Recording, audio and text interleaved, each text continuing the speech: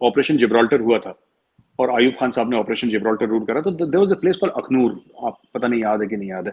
अखनूर है जम्मू एरिया में ना, हमारे एरिया में अखनूर है।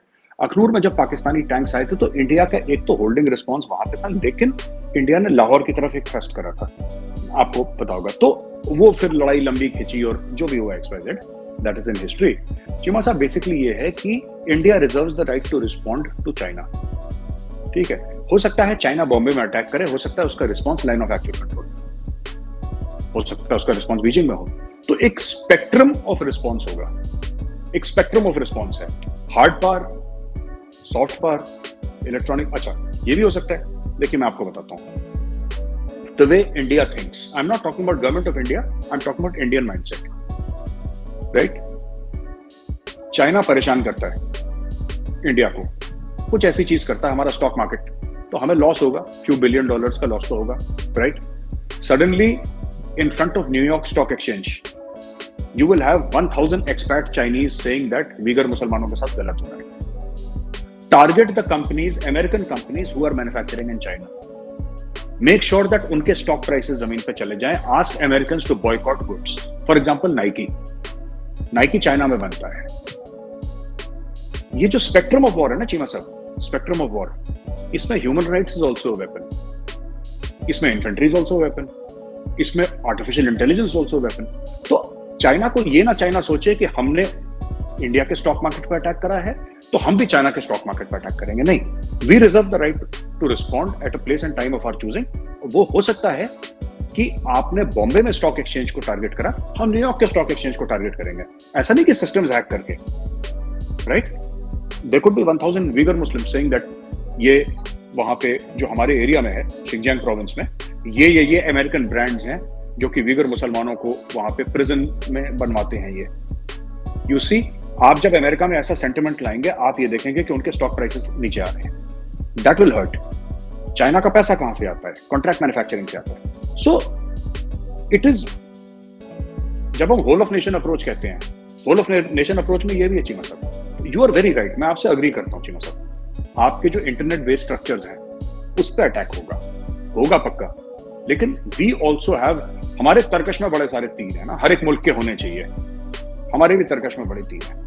जरूरी नहीं है कि उनका जो अटैक फिजिकल हो तो हमारा भी अटैक फिजिकल हो। जैसे कि अभी इंडिया ने क्या करा, उन्होंने गलवान में एक एक्शन लिया चाइना में, आपको पता है हमारे कई भाई वीरगति को प्राप्त हो गए, चाइनीज भी खत्म हुए कुछ।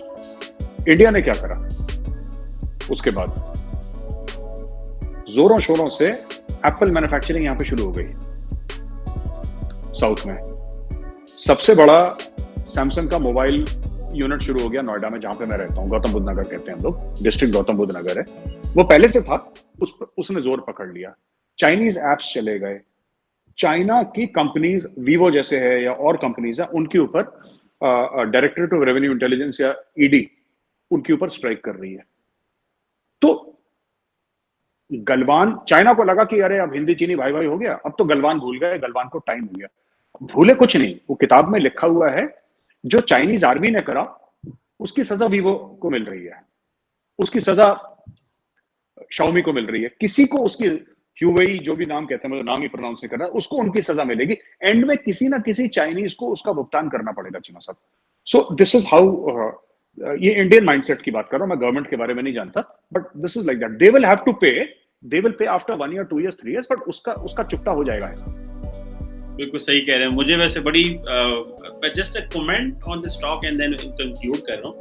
वो जो अमेरिका ने रशिया को सजा देने के लिए जो उनके शिप्स पकड़े, जो उन्होंने कहा जी हम ये नहीं करेंगे वो नहीं करेंगे, उसका उनको फायदा ये हुआ कि फरवरी से जून तक उन्होंने $97 बिलियन का तेल भेजा, सारी दुनिया में इन्फ्लेशन हो गई, ऑयल जो है वो शॉर्ट हो गया, महंगाई हो गई।